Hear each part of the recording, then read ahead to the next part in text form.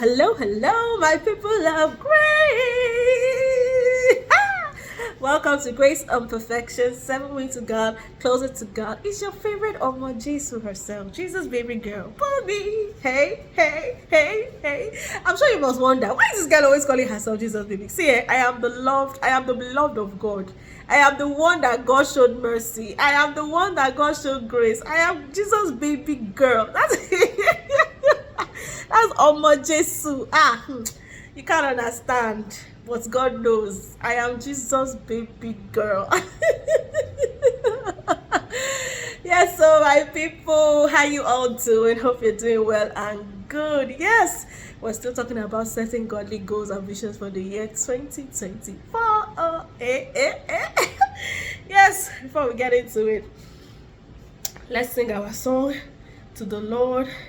I mean, him alone is worthy. Him alone is worthy. Unto thee, O Lord, do I lift up my soul. Unto thee, O Lord, do I lift up my soul. Oh my God, I trust in thee. Let me not be ashamed. Let not my enemies triumph over me. Let me not be ashamed. Let not my enemies triumph over me.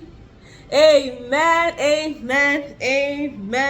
Our enemies will not triumph over us. So God no go shame us. Our God will not shame us. We will not be ashamed in Jesus' mighty name. Amen.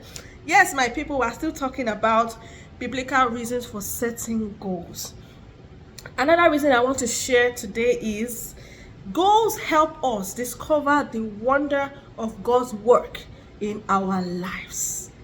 Discover the wonder of God's work. When I tell you that, the reason why I'm over Jesus, you will know. Goals help us notice God's work in our lives as He empowered us along our journey to achieve those goals.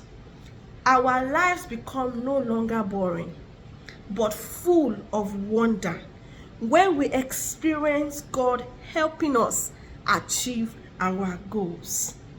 The more we see God's good purpose unfolding in our lives through our goals, the more we can enjoy feelings of awe. Hebrews 12:28 points out that since we are receiving a kingdom that cannot be shaken, let us be thankful and so worship God acceptably with reverence and awe. Research and stories show the truth of the verse in action. Experiencing the wonder of God's kingdom can build our gratitude for what God has done, motivating us to feel awe and worship. We can see God's work more clearly and be more inspired to celebrate it with awe when we have goal-oriented relationships with Him. This particular point right here is my testimony. Really, when you have walked with God and you have seen His hand in your life, you have seen His finger in your life, you will be like, you will just be living in awe and wonder. You will just be living a life of gratitude. Every day you just wake up like, God, is it me? Is it me that you did this for? Is it me that you have shown so much mercy? Is it me that you have shown so much grace? That is the importance of working and setting biblical goals, because when your goals align with God's purpose for your life and you are working in that excellence of His purpose, because you know that He'll make life fall for us in pleasant places. We'll be working according to God's plan for our lives. You just wonder that, wow. You just be amazed at the excellence of our God. Our God is so beautiful. See, Our God is a simple. I don't want to say. I don't know how to describe it, but we don't. There are some things that we don't take. We take for granted when dealing with spiritual things. We take for granted when dealing with spiritual things. You don't. You need to acknowledge God, that He's the reason for your existence. He's the reason for our existence. The air you breathe in, the fact that you sleep and wake up. Our God is such a merciful God. If I talk, I just talking about Him every day. It's like, man, you see, the way this particular topic is taking us to, it's touching sensitive parts. When you think about the testimonies you have in your life, and you feel that this is unmerited favor, but God chose you. God chose you to exhibit His goodness, to show people that to show people that He said He will have mercy on whom He will have mercy on.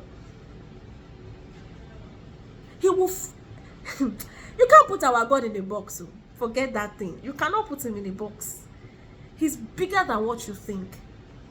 So we need to walk in His plans for our life so that we can enjoy His goodness. You can, when you're walking with God, there's this kind of enthusiasm and excitement that comes in your spirit, because even though you might not even know what you're doing, but because you know that it is God's will, it is God's plan. I'm just obeying God. I don't even know what I'm doing. I'm just obeying God. You will just be loving it. You just be enjoying it. People around you might be thinking that, what's this one doing? Yeah, they can't understand it. They can't understand it until they walk in your shoes, until they walk in that purpose for God. When you walk in God's purpose in your life, you will just be happy. You will just be excited. The joy will really come from within. Before I talk so much, please watch out for our video this week, January 21st, with our special guest. He's going to bring his wealth of knowledge. You don't want to miss that. You want to do this year right. You want to be intentional about this year. Don't miss that video. Please, God helping each and every one of us. Remember, like, share, subscribe. Bye.